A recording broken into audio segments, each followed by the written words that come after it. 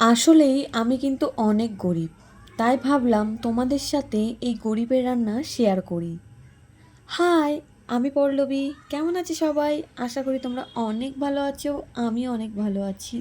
আজকে আমি রান্না করব চিংড়ি বড়ি দিয়ে চাল কুমড়োর ঘন্ট। আমি কিন্তু একদম সিম্পলভাবে রান্না করেছি।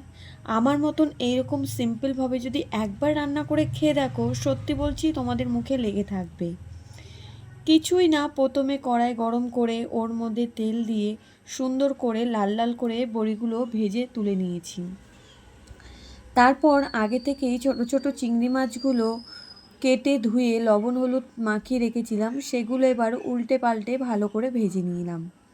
চিংড়ি মাছ কিন্তু হালকা ভাজা করলেই ভালো লাগবে খেতে, বেশি কড়া করে ভাজা করলে সেটা কিন্তু পরে খেতে আর ভালো লাগে না। এরপর ওই তেলের মধ্যে পাঁচ ফোড়ন, শুকনো লঙ্কা, তেজপাতা ফোড়ন দিয়ে আগে থেকেই কেটে ধুয়ে রাখা চাল কুমড়ো কড়াইতে দিয়ে ভালো করে নাড়াচাড়া করে নিলাম। তোমরা তো অনেক রকমভাবেই চাল কুমড়ো ঘন্ট বানিয়ে খেয়েছো, কিন্তু আমি বলবো আমার মতন করে একবার রান্না করে খেয়ে দেখো। একটু হালকা নাড়াচাড়া করে তারপর ওর মধ্যে লবণ আর হলুদ দিয়ে আবারও ভালো করে নাড়াচাড়া করে আমি কিন্তু ঢেকে দিয়েছি। কারণ চাল কুমড়ো থেকে যেই জলটা বেরোবে সেই জলেই কিন্তু চাল কুমড়ো সেদ্ধ হয়ে যাবে। আর গ্যাসের আঁচ কিন্তু একদম কমিয়ে দেবে, কারণ গ্যাসের যেই দাম তার মধ্যে আবার গ্যাস পাওয়া যায় না। বেশ কিছুক্ষণ রান্না করে নেওয়ার পর আমি কিন্তু চিংড়ি আর বড়িগুলো দিয়ে আর কিছুক্ষণ রান্না করে নিলাম। কারণ চাল কুমড়ো থেকে দেখো ঢেকে দেওয়ার পর কত সুন্দর জল বেরিয়ে গেছে।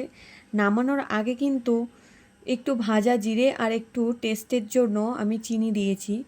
চাল কুমড়োতে অনেকেই বেশি মিষ্টি করে খায়, কিন্তু আমার খুব একটা মিষ্টি ভালো লাগে না, তাই আমি অল্প চিনি দিয়েছি।